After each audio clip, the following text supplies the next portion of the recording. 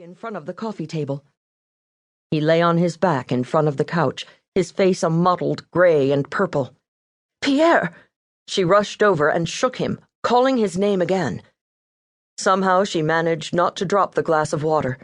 Her heart pounding, she carefully set it down, then knelt, searching for a pulse. When she failed to find one, she grabbed her handbag from the table and fumbled for her compact. At another time, she might have been amused by her wild thought, "I'm from Los Angeles. I know what to do from the movies." No mist appeared when she held the mirror up to the parted, blue-tinged lips, and the only sound was her own ragged breath. "Pierre!" She was sure he was dead, but she kept trying to find a pulse, first in his wrist again, then in his neck. Nothing. Nothing. She reached for the attaché case lying on the couch, then thought better of it. Instead, she rushed first to look out the window to see if anyone was watching the building.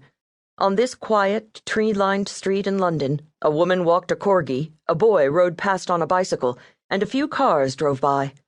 Good, she thought, as if anything in her life could be good at that moment. Swiftly, she went to the hall stand to grab the leather gloves she'd bought in anticipation of cooler weather.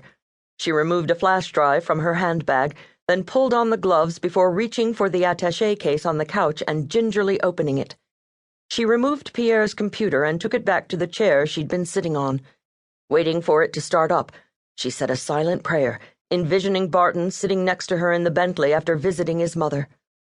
She entered Marie-Héloise, his mother's name, in the password box and clicked. No, that wasn't it. "Come on, Pierre," she muttered. With trembling fingers she typed Marie-Héloise Beaumarchais, then Marie_Héloise, then Marie_Héloise_Beaumarchais. Finally, the welcome screen flashed on.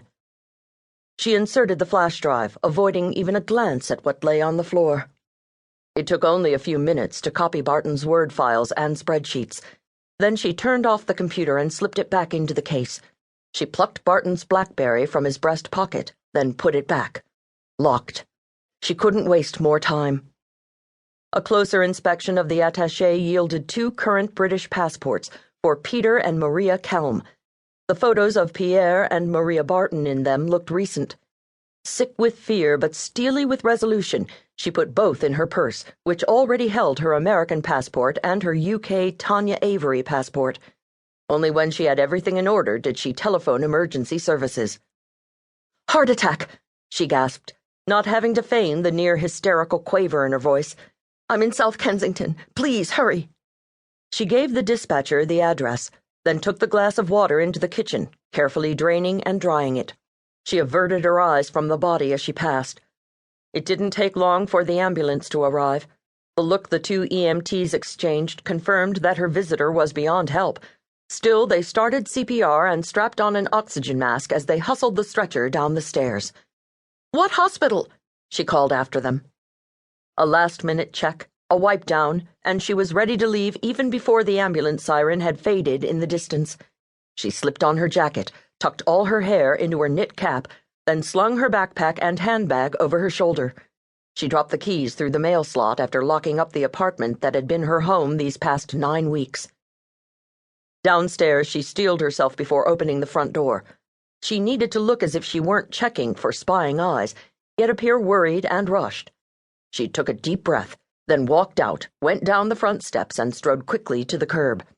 She let the first black cab pass before flagging the second. When the taxi stopped, she approached his open window and said loudly, "I need to go to Chelsea and Fulham Hospital, please," before opening the back door and climbing in.